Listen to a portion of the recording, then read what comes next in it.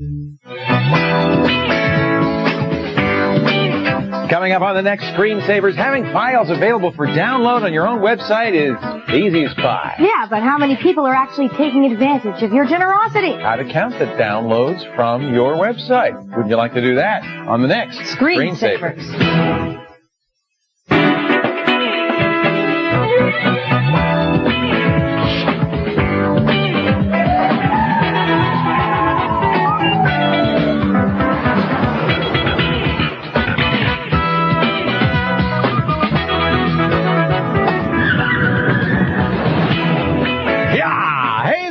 Welcome to the Screensavers. I am Leo Laporte. Thank you so much for joining us. Kate's not here. She's on assignment healing paper cuts at South Park. I have no idea what that means, but that's what she'll be back on Monday. Coming up in today's show, we've got a quick tip on how to wipe out evidence of what websites you visited. Why would you want to do that? In Internet Explorer and Netscape, from our How Things Work guy, Martin Sargeant, is going to show you the inside scoop. This is kind of a salad today. A mix. A lot of people are going to come in here, and they're all going to give you some little flavor gems. All right, we're going to have a tip to get your favorite website into the palm of your hand, or maybe I should say your Windows CE handheld device. We'll talk about mobile interactive computing. That's the fancy term in this week's alternative.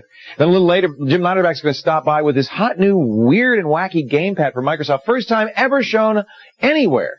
You are going to get an exclusive on today's live Fresh Gear. But before we introduce the topic in today's chat room, shall we check in with the final results from our poll of last time? Is computers making you stupid? Now, it's funny because when we went home last night, Kate and I went home last night, the results were exactly the opposite.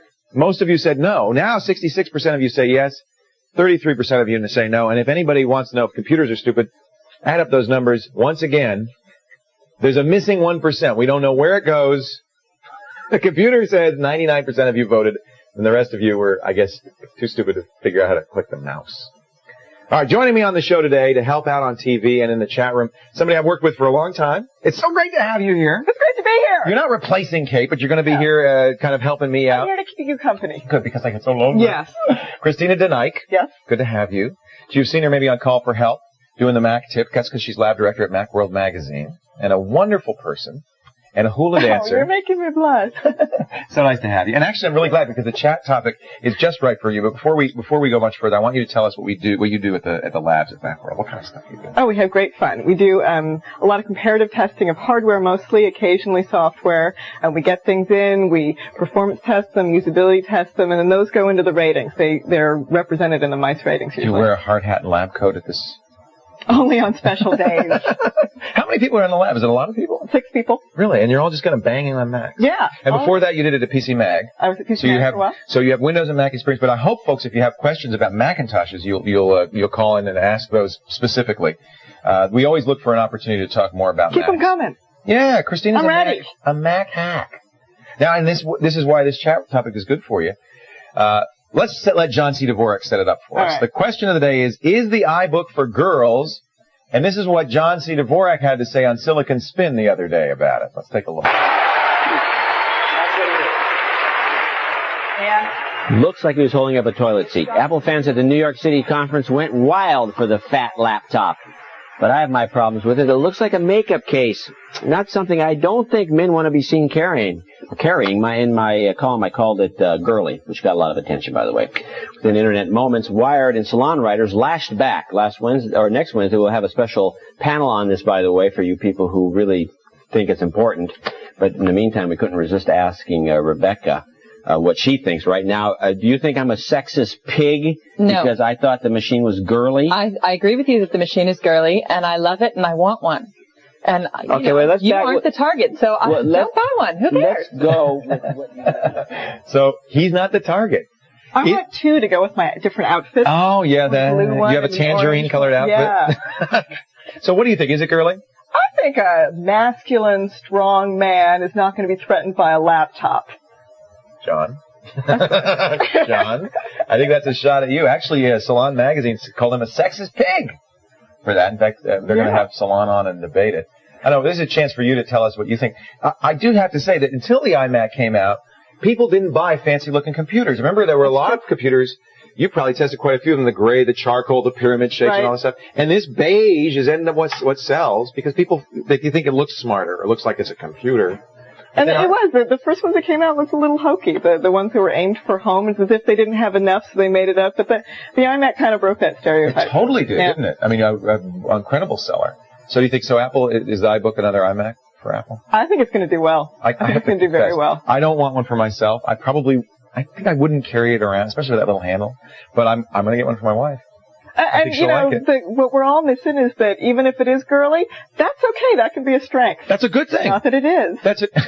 You're not saying that? Very good. You're walking that fence very well. Here's your chance to tell us what you think. You can take our web poll at thescreensavers.com. While you're there, you click on the talkback feature, and you can say, is it girly? Is it not girly? What do you think of John? Do you like girls? Do you like girls? Do you like girls' computers? 888-989-7879. Actually, that's another poll we should do another time. I'm not sure I want to get in that one today. 888-989-7879, or you can chat with us, chat.zdnet.com, and you're going to be in the chat room, and you're Kay DeNike in the chat room, right? Yeah, actually, I think I got my full name there. Oh, you did? Christina DeNike. Yep. Okay, and you're the killer whale. Right. You can change that out if you want. You don't have to stick with a whale, all right? It's kind of, what are you saying? No, it looks good. I'm not saying anything. It looks fine. Never mind. I'm sorry I mentioned it. You're not in the screensavers room, though. Click on the screensavers room to get in there. And if you have a Netcam, go to the Netcam Cineplex. It's one of the screensavers complex of rooms. We have a complex. That's how big we are. Excellent. And if you appear on the show via Netcam, talking to Jen and Dan, what are you doing there? He's a girly man wearing makeup. It's actually a very small computer that she's using. It looks like a makeup case, but it's actually a small computer. And by the way, if we get you on the air, you're going to get that great Screensavers magnetic picture frame. Who's in the picture frame on the fridge today? Roger, and is that Julie? Yeah. Oh, that's a cute couple. Let's get right on with the show. And if you want to stick around, we're going to let you chat in a little bit, but why don't you help me with this, all right? All right.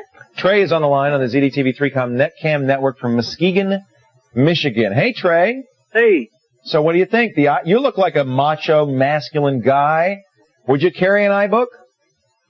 I would, but if I don't like the handle, I'm just not going to use it. The handle flips, right? You know, you're probably one of the few people around here who's actually held one. Yeah. It flips out, right? Yeah. What's the question? Yes, it flips out. Yeah, well, he wasn't asking. Oh, can you not hear him? She doesn't have an earpiece, so we're going to have to get the level up in the studio so that she can hear. We didn't even think that you don't have an earpiece. He just said he thinks it looks all right, but he wouldn't use the handle. But you think it sell well for Apple? Yeah. Yeah. All right. What's your question? What can we do for you? My question is, when I take pictures with my Netcam, they tend to get very pixelated and turn blue. Huh. You mean I'm not sure. You mean there are blue dots on the thing? No, a blue sheen. It just shows like little colored pixels in the picture everywhere, and I can't get rid of them. And there's a blue overcoating to the whole thing. Kind of. All right. There's two problems there. The blue overcoating is what we call white balance. Okay. Whenever you use a video camera, our video cameras before the show, they white balance them. Do you guys hold up a sheet of white paper? What do you do to white balance it? What you do is they hold up a sheet of white paper just like this. And the camera has a button on it that says, this is white. They set the You see that? Oh, yeah, blue. Yeah. So if you don't white balance, so now, depending on what kind of Netcam, now that's bad white balance right there. Don't do it. Don't do what Robin is doing right now. There. Now it's still a little blue. All right. He's got it right now. I think he's got it right. So, what you could do, on many Netcams, there's a white balance button. And so you could do exactly what Robin's doing. Hold up a piece of white paper and white balance it. Or you might play with the controls if you don't have a control on the actual camera. Our 3Com Netcam golf ball cameras actually do have a white balance button. So that'll fix the blue. I have to say the balance looks pretty good right now. Yeah. Yeah. So has it always been pixelated, or does it seem to get worse? It just gets worse when I take a picture with it. Oh. Not now. No, not when I'm running video. I wonder, does that sound like noise or some sort of interference in the camera? No. I'm not sure exactly why that has. I've never seen that happen. I would make sure that you're connected well into the back there, that you don't have, I don't know why all of a sudden when you snap the picture, it sounds like maybe you've got different settings for the video than from the picture, so I can go into preferences and see if there's something. Yeah, play with the preferences. Do you have another camera you could try to kind of troubleshoot it? No. Yeah. I'll tell you, I haven't seen this particular thing happen. Little blue dots in the stills only, not in the moving pictures like we're seeing right now. Yeah. Well, you stumped us right off the top. You're not on medication, are you? No. Okay. Just a wild guess. I don't know. I thought maybe. Trey, I don't think we can help you. I'm sorry. You're not any relation to the Trey Parker of South Park fame, are you? No. Is that his Parker? Is that his name? Trey? No. All right. Well, we're going to go to the chat room. I hope you'll go in the chat room and see if you can get an answer to that. We'll see. Yeah. Christine will probably check right now. Blue dots on his stills, but not on his moving. Right. Moving video. We'll see if we can find something for you in the chat room. Thank you for calling, Trey. We appreciate it. Don't start channel surfing yet, folks. There's a lot more to come. After the break, I'm going to show you how you can get little tiny web pages on your Windows CE device. A program that's been around for a long time for the Palm, but finally makes it to CE. But first, here's Ben from Shreveport, Louisiana. Take it away, Ben. Don't you touch that remote. Screensaver's Alternative Tips for the Week coming up next, right here on CDTV.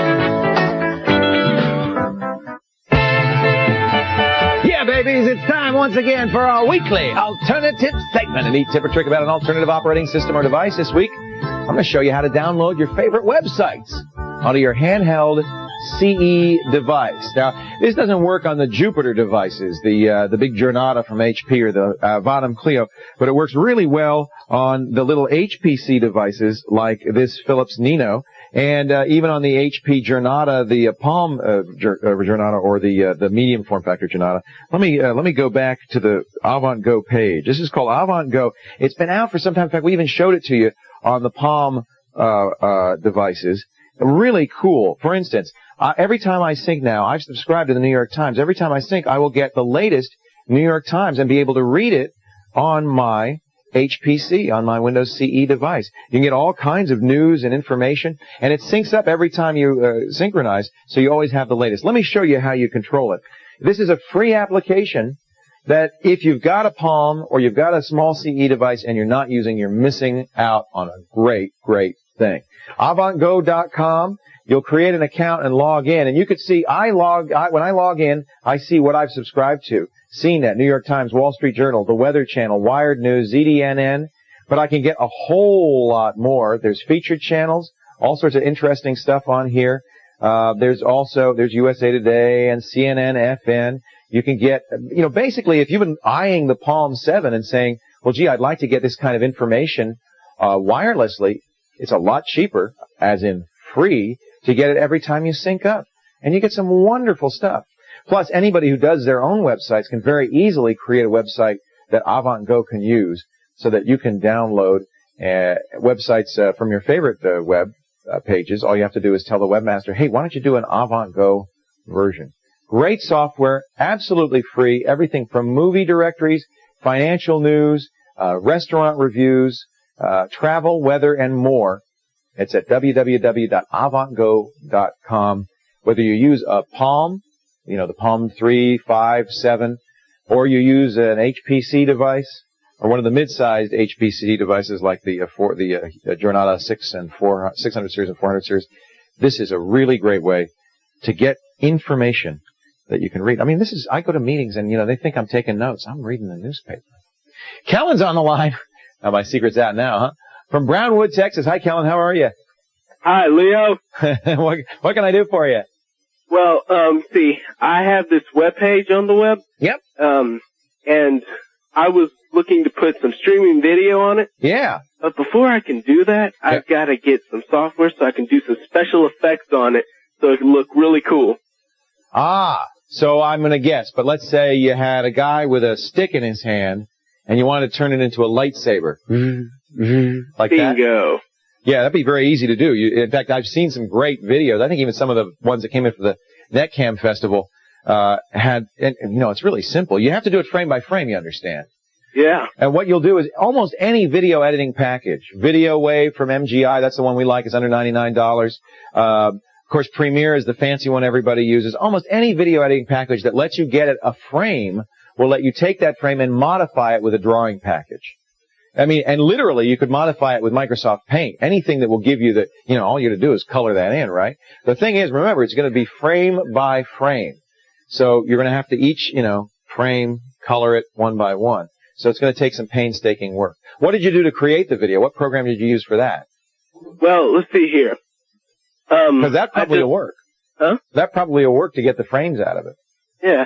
I just got this, this PCI card with a camera for my computer. So it came. And I haven't had a chance to record the video into my computer yet.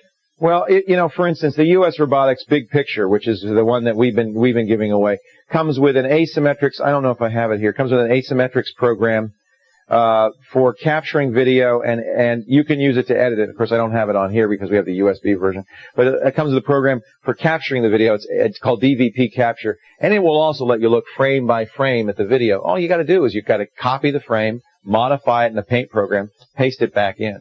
You can do that with QuickTime too. In fact, QuickTime will let you do it on a Mac, just looking at the QuickTime video and taking it out. So that's how they do that, is they just go through the frames and they draw on them. You can do amazing effects, though. I mean, as long as you take the time to do a frame-by-frame thing, you could draw a big sun in there or an extra sun, so you could have, 2 suns like they have on Tatooine and things like that. Yeah. Are you going to do a Star Wars thing? What are you going to do? Yeah, that's the theme of my site, Star Wars. What's the site? I'd love to see it. It's called The Lost City of the Jedi. It's www.jedicore. C-O-R-P-S or C-O-R-P-S or C-O-R-E? .net/LCJ.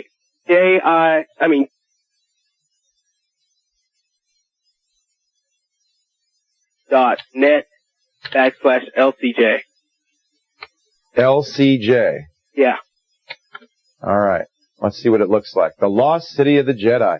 So is Jedi Core like a bunch of stuff about Star Wars, or is that your site? Let's see. Jedi Core is run by a couple of friends of mine. Oh, neat. So they have a bunch of Star Wars sites on here. Yeah.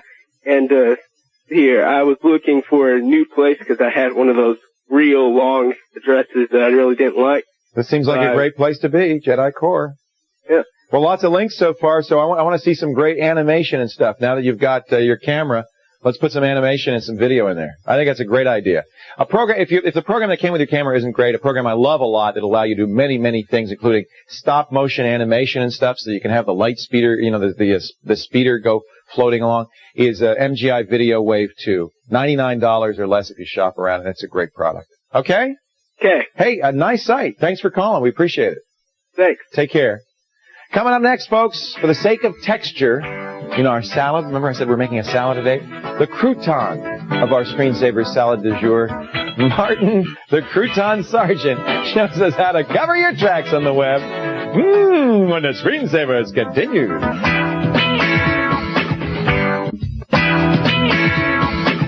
That is that thing we love so much, the Screensavers Online, the best source for information on our show. Go behind the scenes of the Screensavers to Stacy's Dish.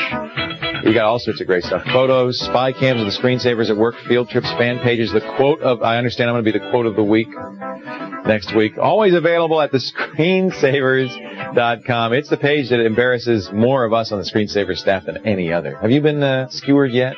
This week. This week! Martin, the crouton Sargeant's been skewered. So let me ask you a question. Are you a bit paranoid about your web surfing habits? You go places and maybe you'd like to get rid of the evidence of where you've been. Cover your tracks. Martin Crouton Sargeant. ZD. That makes me want to salute. Crusty yet spicy. Yeah. And just a touch greasy. ZDTV technical advisor joins with solutions to those concerns. Good to have you, Martin. You've got a big day today. You did as many TV shows as I did today. Yeah, let's hope this one doesn't crash. Crash the scanner on the Call for Help show. All right, now why would I want to cover my tracks? Oh, there's many reasons. Let's say you're looking for a new job and you don't want your boss to find out you've been looking at every job listing site in town. Okay. Cover your tracks. And let's say you're shopping for a new something for your wife and you don't want her to know that you went to the Tiffany site. Yeah, that's it. That's exactly what happened. Yeah, I can't think of any other reasons why you cover your tracks. That's Tiffany with a Y, not an I. All right. Now let's see. Well, how do you mean your tracks? Let's see the history. Okay, well, if I just click right here, those are all the URLs we've entered in. Those are the ones you've entered in that box. Yeah, and then if we click here. Every page you've entered. Everything. In fact, it's conveniently sorted by the overall URL, so it makes it very easy to find out exactly where you've been. So it's actually pretty easy to cover your tracks in Internet Explorer. Just go to Tools, Bill Gates made this very easy. And all you have to do is click this button, Clear History. Okay. So you went to Tools, Options, Clear History. Right. Let's see if... and now let's see. Nothing. It's empty. If we really want to make sure, we can actually go into the registry. Yeah, for some reason that's not completely clear, Explorer stores that history stuff in two places. It stores it both in a folder called History on the hard drive, and for some reason it sticks it in here in this key. It's H key current users /software/Microsoft /Internet Explorer and type URLs. Well, because we hit that clear history button, they're all gone. If you wanted to do it this way, you could do it manually. Just go in there and delete all the URLs that have. And then you just delete the folder too. You'd have to. Yeah, exactly. Now Netscape's not so easy. Netscape is much harder to do. It shouldn't be. I mean, actually, drop down this bar so we can see there's stuff in. No. If you click, we've hidden the tabs. Next one down. See, we've hidden all the. There we go. There's the history. Okay. So let's see if we don't have any history. Well, let me type a couple of things here. www.tiffany. Oh, this might be risky. Yeah. Let me stand in front of it before it pops up. I hope it's the little blue box with the jewelry in it. There it is. Oh, thank goodness. Okay. So as you can see, we got Tiffany down there on our history. And we don't want our loving spouses to know that we've been purchasing fine jewelry for them. One would think that you could just go into Edit Preferences and click this Clear History button. Clear History. Okay. Yeah. And now we'll go back. Now, that does get rid of the history that you get if you do Control-H. Yeah, but it's still there. Tiffany's still there. Tiffany is still there. Whatever are we going to do, Martin? Oh, here's what we do. We're going to go into Monsieur Crouton. We're going into Windows Explorer. Okay, we're going to look at the hard drive. Into the program files. Yeah. Okay, so we go Program Files. And then we go Netscape. Netscape. Right. An easy way to do this is to press F3 and do a search for prefs.js. Yeah, but there's a couple other things in here you also want to get rid of. Oh, there's more? Yeah, so what you want to do, the most important thing is to get rid of the prefs file, which is a JavaScript file. You want to right-click on it. Don't execute it. Don't double-click. Right, and then go to Edit. Now, if you look in here, those are all the URLs that we have been to on Now, there's probably only one, because we only have that Tiffany one. But there's ZDNet in there, too, and a couple other things. So what you do Now, that's the startup page. Don't mess that up. You got to be careful. And by the way, don't get scared. It says, do not edit. But in fact, if you go to Netscape's page, they're going to say, this is the only way to get rid of this. So this is allowed. Tiffany. Did you find it? Did you find it? I don't see it in there. All right. It's in there somewhere. Well, in any case, what you would do is highlight the Tiffany site and just delete it, even though it says not to. And then save. And then, yes. And then you go File, Save. Okay. Okay. And then get out of there. And then you go back into the history file in Netscape, and it will. Oh, you know what? You know why it's not in there? You're not logged in as Leo. Now, this is another part of the tip, is that every single user has their own preference folder. So if you go to click on Default, which is, I think, where we are. Now, click on Default, not Leo. See up above? And then edit the net. I bet it's in that prefs.js. Let's take a look. Let's see. I'm just going to guess. It's a wild guess.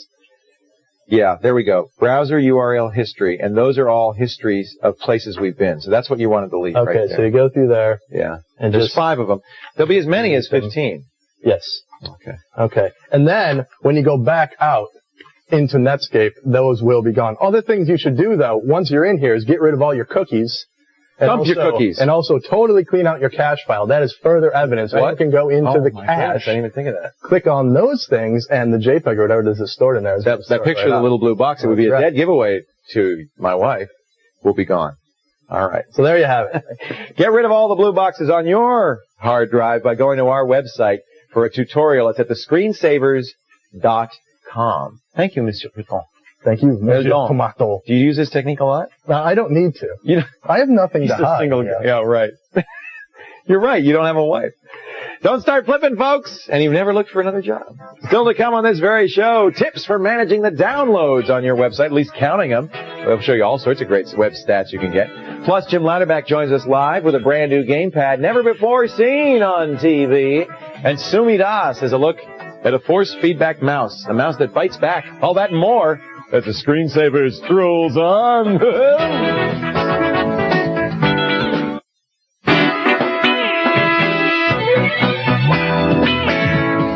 Welcome back to the Screensavers. I am Leo Laporte. Joining me to help out today on TV and in the chat room, Christina Denike, filling in for Kate. She's lab director. I want to run like Kate. She runs. Yeah, isn't that fun? We had a lot of fun. I'll tell you. And I was the one behind her, out of breath. Christina is a lab director at Macworld Magazine. It's good to have you. We've got to get some Mac calls in here, folks. We are talking about the new Mac, the newest Mac, the iBook. When's that going to be available? September. So we have to wait a little bit. Yep. Now, you looked at it. It's 32 megs of RAM, 4 gig hard drive. 3 gig. 3. 300 megahertz PowerPC G3 processor. That's right. Yep. All right. Nice 12-inch screen. So all the geek specs say it's a good computer. Pretty good. But all the people who are looking at the design say it looks like a toy. Or for something for girls. Right. See, I don't think so. But that's our question for you today. Is the iBook only for girls? What do you think? Will you buy one? Well, you don't have to buy one. They'll probably send you one, right? Yeah, let's hope. No, actually, we probably will buy one. That's our new policy. You don't get them for free. Sometimes we get them for free as well, but we go out and we buy them. So we get slightly different setups. To see what the real world experience is. So we get the one from Apple that has the reviewer's guide, but we also get to see whether there are different bugs than the ones that are shipping. Interesting. And sometimes it is interesting. Now, Apple just did this, or is going to I think they did a speed bump, or they're about to, that's the rumor, on their G3 desktops. Is that the rumor? Have you heard that? Just between us? Just between us girls. So in fact, they're going to go up 100 megahertz, aren't they? At least they haven't done it yet, but they're supposedly going to do that. Making their kind of desktop average like 500 megahertz. Is the 300 megahertz iBook too slow? Oh, I don't think it's too slow. I mean, I think actually that people worry a lot about processor and not worry about the whole computer, the hard drive and the RAM. I think the iBook needs a RAM upgrade. I think 32 megs is not enough. Especially with I'd be worried about that before I'd be worried about the 300 megahertz processor. Can they add RAM? Yes. Is it expensive? Is it hard? It's actually really easy. The keyboard just flips up. So how much should they put in there? 64? Is that enough? At least 64. All right. At least 64. Well, at least RAM's cheap. I mean, that's not an expensive thing to add. And I think $15.99 for that. That's a pretty good price for that. That's a great price, especially with the wireless capability. Let's talk a little bit about that. The airport, because I think airport is really exciting. Cool. What do you think about airport? Tell us about airport, first of all. Well, the antenna is already going to be built into the computer, and you're going to be able to flip it up and just buy a card that will slip under the keyboard. Oh, so you will have to buy something to make that work? You will have to buy something, yeah. I didn't get it's $99. Oh, well, that's not Which is a remarkable price when you compare it to the $300 solutions that are out right now. Right. And they're doing a little, chip compression, getting 7 down into 1. Okay. To get that price point. And it is a wireless networking device. Right. So now don't I need something else besides the $99 card? Yeah. How do I talk to somebody else? You can get an airport station, which will connect right into your internet connection. Oh, really? So that looks like a pyramid, I think. That's another $300. Okay. So it starts to add up. So I would plug that into the wall with my cable modem or my DSL. Right. It uses 10-base-T Ethernet? Or right into an Ethernet network if you happen to have one of those already. And then that's broadcasting the network out. Yeah. How much distance? How close do I have to be with the iBook to get 100 feet. Well, that's great. So basically, in a home would be anywhere in the house. And now you haven't had a chance to test one, I presume. No, I've looked at things that are similar technology, but I haven't seen that yet. Okay. Does the other ones go through walls or walls? Sometimes they do, sometimes they don't. No. It really depends on what the wall's made out of. If it's a metal wall, probably not. Right. Yeah. All right. Well, I can't wait. I mean, we're begging Apple to get us an airport. We're begging them too. Yeah, that's the first thing I want. But here's your chance to tell us if you want the iBook. And the iBook, you got to get the airport. That's kind of a cool. Well, it has a 56K modem. All right, but I know, but it's kind of fun to have, be in the bathtub with your iBook. Maybe not. In fact, probably that's a pretty bad idea. Take our web poll to screensavers.com. Let us know what you think, and while you're there, click. Well, it seems like all our viewers get their ideas in the bathtub. I don't know why that is. It is. It is. I don't know what those are. Click on our TalkBack feature. Let's just stop there. To express your opinion to the rest of the Screensavers community, you can also call us at 888-989-7879 or chat with us. Christina's in there right now. You're in the ultimate gaming machine room, I know, with a lot of weird people. That's chat.zdnet.com. And by the way, on a netcam, want to get on the air and ask your question? The Netcam Cineplex is the room for you. Just click on Rooms, click on Netcam Cineplex. Let's get your picture on the air. Stick around, Christina. Let's answer a call right now. From Burlington, Vermont, it's Mike on the line. Hi, Mike. How you doing? You from Burlington? I went to school. I went to Groovy UV. Are you a UVM student? No. I was the guy that called up a little while ago about the 3DOS. Yes, you're designing he's designing his own operating system. Isn't that exciting? That's lovely. He wants to write a 3D operating system. How's that project coming along, Mike? Not bad. Well, I wanted to ask another question about a different operating system. Okay. It's about BOS. No, we love BOS. Yeah. Me too. I've seen all the things online about it. Yeah. Looks interesting. Some people were hoping that was going to be the new Mac OS. Yeah, that fell through. Jean-Louis Gasset was trying to sell it. You mind if I log you out of chat? I can restart this machine and put us into BOS while you go ahead and ask your question. Go ahead, Mike. Well, will it run on my portable eMachine 400i? Ah, that's a good question. The The 400i is based on a Celeron 400, so that's good. Yeah. In fact, what's interesting, and it's kind of unfortunate, BOS was originally designed for PowerPC, but Apple hasn't, Jean-Louis Gasset, privately, was not really happy about, he said there's a certain guy who is interim at Apple who doesn't like us. And of course, that makes sense since Apple bought Next, right? And brought in Steve Jobs, and it was between Next and BOS. It makes sense that Steve Jobs would not now really be supporting the B operating system. So he says, Jobs... I'll just get along. I know, wouldn't it? I mean, what's wrong with this? But I guess Apple's saying, well, the Mac OS belongs on Mac hardware, not BOS. So they're not helping them with the G3 specs. So currently BOS will not run on a G3. And it's one of the reasons that B themselves, as soon as this boots up, I'm going to put it into B themselves are really kind of moving forward in the Intel platform. Intel is kind of where they see their future. So, yeah, it'll run on the Celeron. The hard drive's not going to be a problem. Where you get into trouble with BOS is sound cards, networking devices, and video cards. All those little drivers. Drivers, because look, it's not a major operating system. They don't have a lot of people developing drivers. Oh, shoot, I can't get into the network here, but what I was going to do is show you the B website. If you go to the B website, you know why I can't get on the network? It doesn't support our network card. But if you go to the B website, which is at b.com, and you click on support, they have a hardware compatibility list. And you can actually look at all the different hardware cards it works with. It will certainly run on your machine, Mike. Yeah. But you may not get sound. I'm trying to remember. Or your network connection. The video, I'm sure it will work. I think it's a RAID. Do you remember what the video is on the E machine? Is it it's a RAID 2C. That's what I thought. Yes, I'm sure that will work with B. That's a very, very common chipset. So really, it'll work just fine. The only thing you won't get is your modem won't work because the modem is a Win modem. It works with Windows only. And unfortunately, your sound card may or may not work. I suspect won't work. It's very limited sound card support, especially considering this is an operating system designed for audio and media creators. You'd think they'd have better sound. It doesn't support, for instance, Sound Blaster Live, which is what I have at home. So it's kind of frustrating. That must be very frustrating. Yeah. But it's a nice OS. Well, you can just write your own driver. Mike, you wanted to write a 3D operating system. This would be a great place to start, right? Yeah, it would be. You know what? The programming environment at B is great. It comes with a programming language, an assembler. It's basically MetroWorks Code Warrior. They really make it easy for you to get in there. Now, I don't know how easy they make for you to write drivers. I don't know how much information they give you. Although, if you go to the B website, you'll see there are a lot of drivers for third-party cards, which people have written, so it can't be too hard. Maybe that's what you should do as kind of a prelude. And I'll tell you what, the B world would thank you if you wrote the drivers to support the E machines. You'd be selling. Yeah. The E folks would be thrilled too. Okay. A little Crystal sound card. Crystal, alrighty. Yeah. I don't know if the Crystal is supported. That's an ESS. I don't know if it's supported. All right. Hey, thank you, Mike. I appreciate it. And do folks take a look at BOS. It's a really an amazing operating system that deserves a lot more attention and very Mac-like, I think. Yeah. In many ways. Nice interface. Next. My friends, for the first time on television, the new game, I won't show it, no, it's behind me. The new gamepad from Microsoft. You can't make me show it, but Jim will. No, when the screensavers continues. I'm hiding it.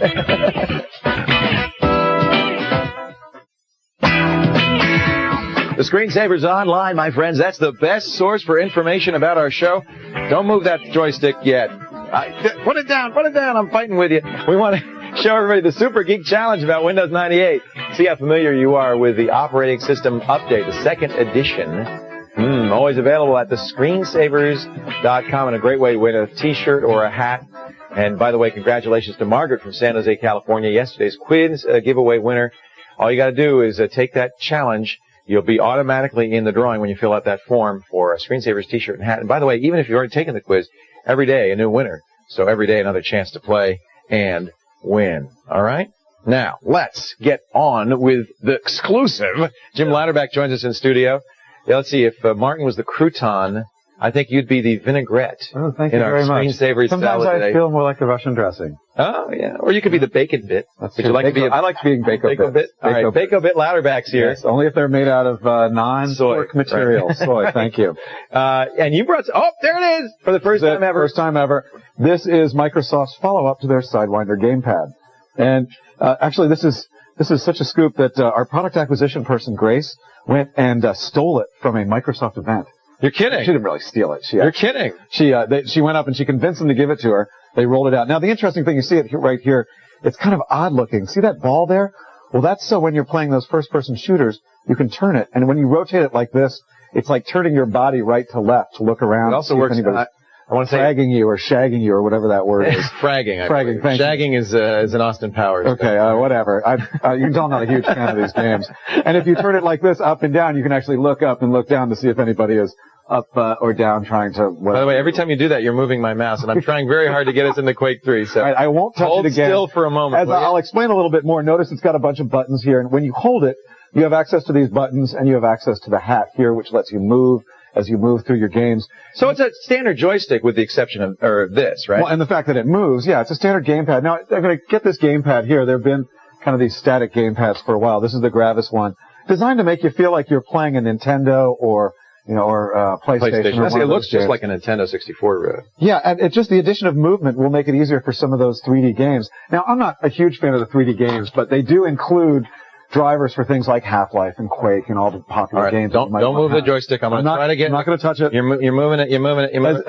I'll hold it still. All right, I'm going to get into a Quake 3 game. As you do that, I'm going to talk about how much it is. It's $50 when it that's ships. Not bad. No, $50. Although, these are like 20. I mean, they're not expensive. Right, and this is USB, which is very nice. And it is going to be available around the 15th of September. And it'll hopefully let you play all these games. Now, we've been playing with this, and I'm not a big fan of these games. I said that before. I can't tell if this thing works well or not. The jury's sort of still out on me. Roger was playing it, and he said it was kind of slow. He said, what do you think, Roger? Kind of slow? Didn't like it that much? It has too much travel. I mean, I'd prefer if you could use short increments to turn sticky enough, Well, give it to me because I don't want to get shot here. All right. Let's, Now notice he's swiveling his hand. Oh, see, I'm looking. I'm not moving. Yeah, that's. Well, no, you move the hat. Put your thumb on the hat. That's look. There you go. Whoa. Wow. I don't know. There's something wrong with the graphics here. I think I'm in a bad area. You've gone to a bad place, Leo. I'm in a very bad place. I could even demo that. Here. All right. So summarize for us, if you will. Basically, it gives you the ability to sort of look right and left, look right, look left, look up and look down. And if you push it all the way over to one direction, it'll keep on turning you this way. So you can keep on going around. And that's kind of nice if you want to do the circle strafe or things like that where you're just going to go, and that's, by the way, a key move. If you can't do that, don't go into a Quake 3 server. Right. Go like this and do this. And now I'm circle strafing just like this. So it works pretty well. Although, as far as I'm concerned, the jury is out. We're going to test a little bit. And I'm going to give it to some of the real Quake. Yeah. All right. Leo, I'll take it home. Roger, you guys can tell us what you do. But USB connection works really well. It connects up. It's got a lot of good games in there.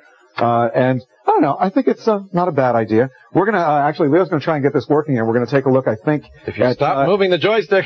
I'm going to put it down. I've never seen a joystick. Is this unusual that the joystick actually does the mouse as well? No, because it takes advantage of the mouse technology to allow you to do the look up and look down, because that's a mouse capability. Oh, you're right. That's mouse free look. Exactly. You're absolutely right. Mouse free look. That's why it does that. All right, that makes sense. So while you get this going, let's take a look at Fresh Gear. What do you think? All right, go ahead, and I'll keep trying here. Well, we're going to take a look at Feel It technology. This is from Immersion Corporation, and it gives you a sense of touch to your digital gaming experience, and that's all on today's Fresh Gear.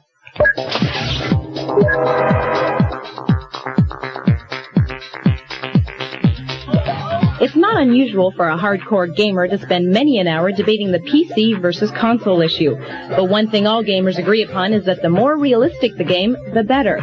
Force feedback joysticks and controllers have upped the reality factor in many games, and now Logitech is tossing its hat into the ring, but with a different device, the mouse. The $99 triangular-shaped Logitech Wingman Force Feedback Mouse sits on its own mousepad and incorporates Feel It technology from Immersion Corporation.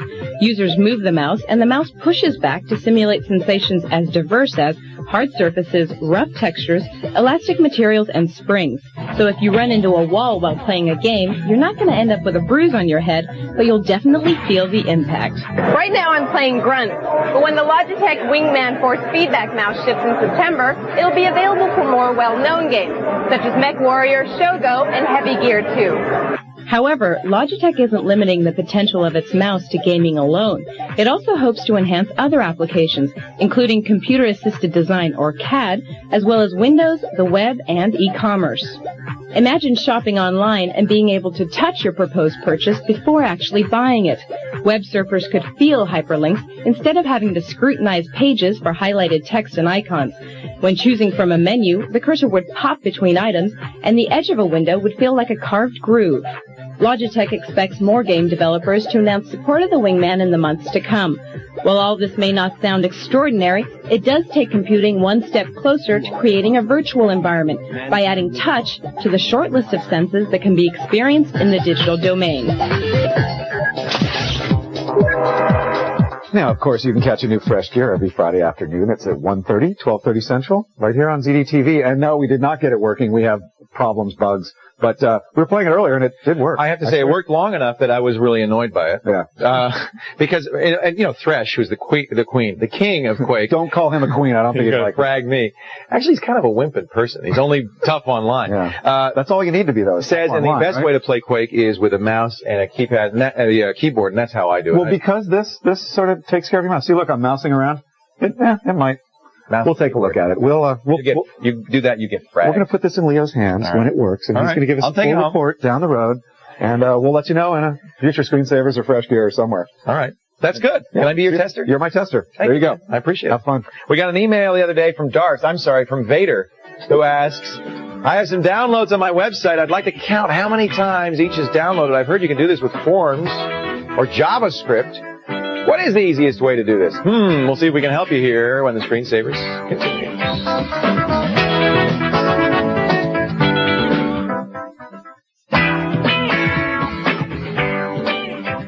Welcome back to the Screensavers. We're going to take a look at this V-mail from Vader. I wonder if that's his real name. I've got downloads on my website, and I'd like to count how many times each is downloaded. I've heard you can do it with forms or JavaScript. What's the easiest way to do it?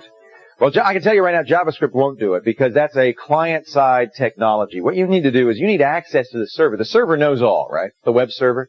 It keeps logs of everything that's gone out, every file that's been downloaded, every page that's been hit, every access that's been made to your website is recorded to the server log. So all that's in there. The real question is getting it out. Now, JavaScript can't do it because JavaScript runs on the visitor's side. It doesn't have access to your server log, so it's not going to do it. A form, I suppose there might be a way you could do it, a trick of some kind. But most of the time when people do counters like that, they use CGI, and there are a number of great CGI scripts that you could use that would record, you know, the number of downloads, could even update a counter if you wanted from that site.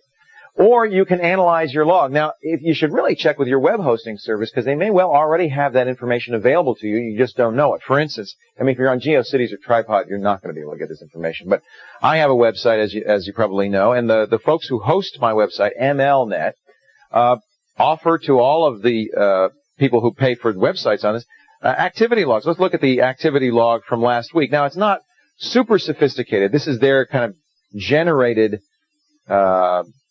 statistics. For instance, on the last request, last 7 days, I had 120,000 hits from 4,566 different hosts. That's 4,566 unique visitors last week onto Leoville. All right, and I can get a daily report, an hourly report, and of course, I get statistics on when the biggest days were. Weekdays are much bigger than weekends, things like this. It's not graphical. But if you look at the numbers, you can get a lot of information out of it. And if I scroll way down, I can see each file and how many times it's been requested. So here's how you tell. If you can look at your log, you can tell things like how many people have downloaded a particular file merely by looking at those files. If we go down to my first sound effects page, for instance, you can see that this alien.wave has been accessed 15 times. I know in the past 5 days, 15 people have downloaded it. All right. So that information is in the log. This may not be the easiest way to do it, but it's free. Certainly it's provided by my web hosting service. You should check with your web hosting service to see if they'll do it. If you can get access to the log, of course, you can parse it yourself and you can get a whole lot more information. We've got a program here. Now, this is not a cheap program. This is what professionals use. It's called Web Trends, $600. But this thing will analyze your log, give you all sorts of information. And let me show you, we did an analysis on Leoville. I'll show you the difference between what I just showed you and the Web Trends analysis, which, by the way, will also give you that simple information about how many people downloaded which file, but also look at all these graphs on most requested pages, and stuff that's actually of great interest to a web server, like places people came from, the paths through the site, so you know which of your pages people are starting at, which page. These are the exit pages, where they're leaving. I mean, that's the kind of thing that can really tell you something about the usage on your site. The most active organizations. You can even tell where people are coming from, what URLs are referring to you. All sorts of great information. This is an expensive package, but this is the kind of thing professionals use. Now, if you merely want to get some simple statistics and you don't have access, if you've got a GeoCities site, for instance, you don't have access to the web logs, there are a number of sites. I'm going to show you one called Hitbox. This comes from the Cute FTP folks. There are a number of sites that will keep track of statistics for you. And the way they do it is you put a little Hitbox button on a page of your website. And every time that button is loaded, in effect, it's a request to the Hitbox servers for that graphic. The graphic doesn't come from your site, it comes from their site. So their log records activity on your site by virtue of that single button. And they can tell you a lot of stuff. One thing they cannot tell you is how many people have downloaded a particular file. But they can tell you a lot of statistics. They say 500 different statistics on your website. And this is absolutely free, which I think is a pretty good deal. There are a number of services like Hitbox. I'll just show you the kind of stats you get from Hitbox. Also very graphical, very attractive, and very useful. So if you're running something on GeoCities where they just don't give you access to your server logs, you're probably not going to be able to tell how many people have downloaded a file. On the other hand, what you could do, and this is how I would work with Hitbox, is have a link to a page. Instead of having a link to the file, have a link to the page, a download page. Put the Hitbox bumper on that one, and then that page automatically starts downloading the file. You know, that's how Hot Files do it. A lot of other websites do it. When you go to a page first and then the download begins, that's a way of tracking as well. So embed the Hitbox button on a download page that people have to go to before downloading your file. You'll at least get a pretty good idea of how many people are downloading that file. It's amazing, really. Analyzing your web statistics is a great thing to do if you can. Hitbox is a great way to do it if you don't have access to the log, okay? Friends, Uncle Leo wants you record your own video, email, and send it to us at tssvmail@zdtv.com. Instructions, your scripts are all waiting at the screensavers.com. Yes, scripts. We give you scripts. All you have to do is click on participate to get the whole scoop. And here's Amanda with a great V-mail from Fort Worth, Texas. Take it away, Amanda. Don't touch that dial. The screensavers will be right back. Bye for now.